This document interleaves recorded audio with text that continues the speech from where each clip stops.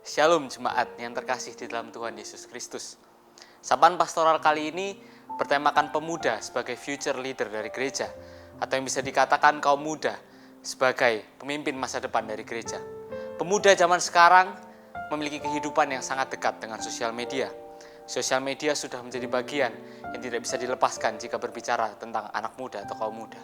Begitu banyak tawaran yang diberikan melalui sosial media, tetapi justru seringkali yang menarik perhatian dari anak muda adalah hal-hal yang negatif.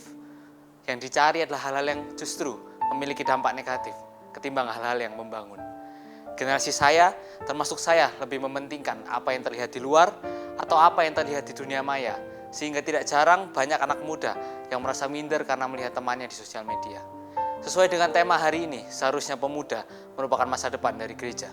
1 Timotius 4 ayat 12 mengatakan, "Jangan seorang pun menganggap engkau rendah karena engkau muda.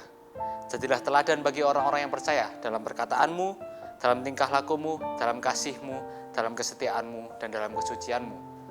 Seharusnya kita sebagai kaum muda yang paham betul menjadi masa depan bagi gereja, menjadikan Timotius sebagai teladan dalam menjalani pelayanan kita.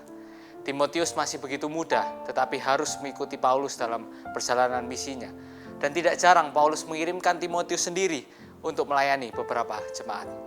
Generasi kita bukannya menjadi generasi yang minder harusnya, tetapi harusnya menjadi generasi yang memiliki jiwa kepemimpinan yang dapat menjadi teladan bagi banyak orang percaya, sesuai yang diingatkan Paulus kepada Timotius. Setidaknya ada 2 hal yang dapat kita pelajari agar kaum muda dapat menjadi pemimpin masa depan bagi gereja. Yang pertama, kita kaum muda memerlukan bimbingan atau pengajaran iman yang benar. 2 Timotius 1 ayat 5, "Sebab aku teringat akan imanmu yang terus ikhlas, yaitu iman yang pertama-tama hidup di dalam nenekmu Lois dan di dalam ibumu Yunike, dan yang aku yakin hidup juga di dalam dirimu."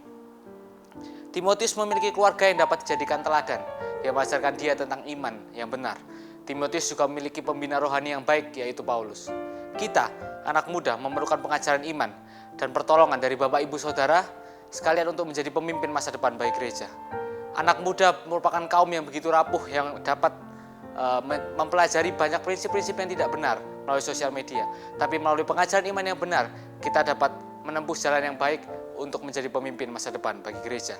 Yang kedua, apa yang sudah kita dapatkan atau kita dengarkan, seharusnya juga kita percayakan kepada teman-teman pelayanan kita, yang juga nantinya akan mentransfer ilmunya kepada orang yang cakap untuk mengajarkannya kepada orang lain.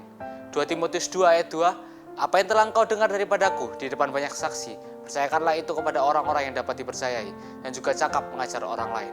Sebagai pemimpin yang baik, Paulus mengingatkan juga untuk memperhatikan generasi selanjutnya. Kita juga harus dapat mempercayakan apa yang sudah kita dapatkan dari orang tua maupun pembina rohani kita mengenai iman dan pelayanan kepada orang lain, dan juga cakap untuk mengajarkan kepada orang lain, sehingga terdapat regenerasi dalam gereja. Pemimpin baik yang baik harusnya menciptakan pemimpin-pemimpin lain yang juga dapat mengajarkannya kepada orang lain.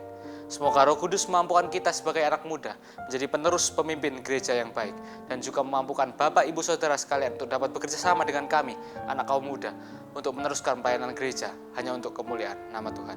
Tuhan Yesus memberkati.